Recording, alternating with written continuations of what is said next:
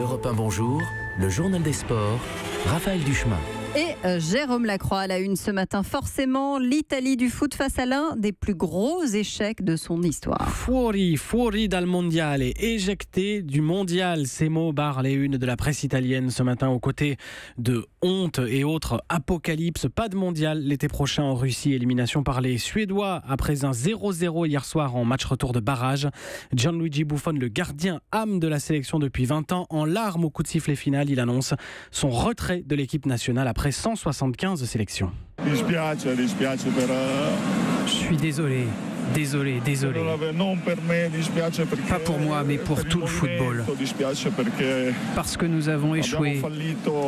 Et même d'un point de vue social, ça peut être vraiment important.